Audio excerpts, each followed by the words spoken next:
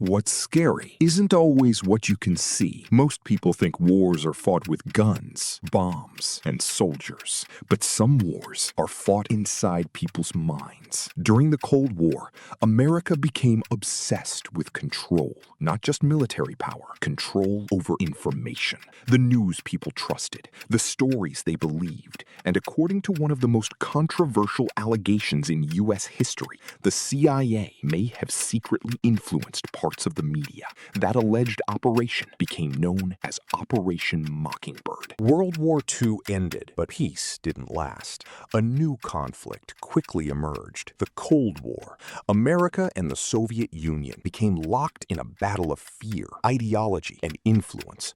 People feared nuclear war. They feared communism. They feared hidden enemies. The CIA believed information itself had become a weapon. If stories could influence nations, then controlling information could shape the future. That idea would become the center of a lasting controversy. In the 1950s, people deeply trusted newspapers and television. If it appeared on the evening news, many accepted it as truth. For the first time, millions could receive the same message at the same moment. Governments quickly recognized the power of that influence.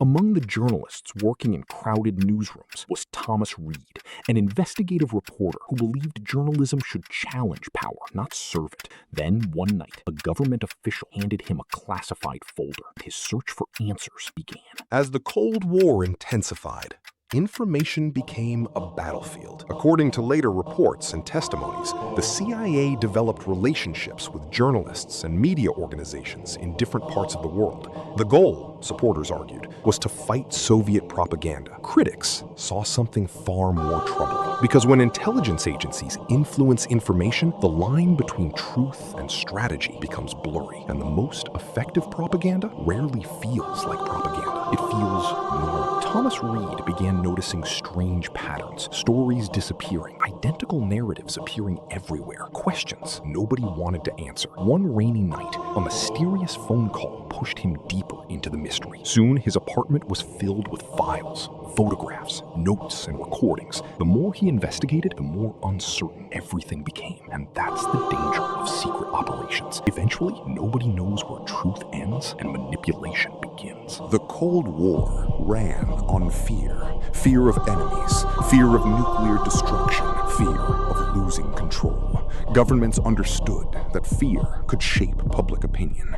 Inside conference rooms, officials studied propaganda, messaging, and public perception. Later, Thomas Reed met a former CIA officer and asked a simple question. Did the government manipulate the media? The officer paused before answering. Sometimes, governments think they're protecting people. By lying to them, Thomas asked. The officer replied, by controlling panic. That answer stayed with him forever. In the 1970s, public trust in government began collapsing. The U.S. Senate launched major investigations into intelligence agencies, including the famous Church Committee. Americans learned about surveillance programs, covert operations, and controversial secret activities. Some evidence suggested relationships between intelligence agencies and journalists, but many documents remained classified. Even today, historians debate how extensive those connections truly were. The Cold War ended. The battle over information didn't. Today, influence spreads through television, social media, algorithms, and smartphones. Information travels faster than ever. So does misinformation. Propaganda no longer belongs only to governments. It can come from corporations, influencers, political groups, or anyone seeking attention and influence. Finding information is easy. Finding truth is much harder. So, was Operation Mockingbird real? Some parts are supported by testimony and investigations. Other claims remain disputed. The full story may never be known. But one fact remains undeniable. Powerful institutions have always tried to shape public opinion. And that reality still exists today. Because stories shape beliefs, beliefs shape societies, and information shapes history. Maybe the most important lesson isn't whether every detail of Operation Mockingbird is true. Maybe it's remembering to ask questions, especially when a story feels too perfect, because sometimes the most powerful influence is the one you never notice.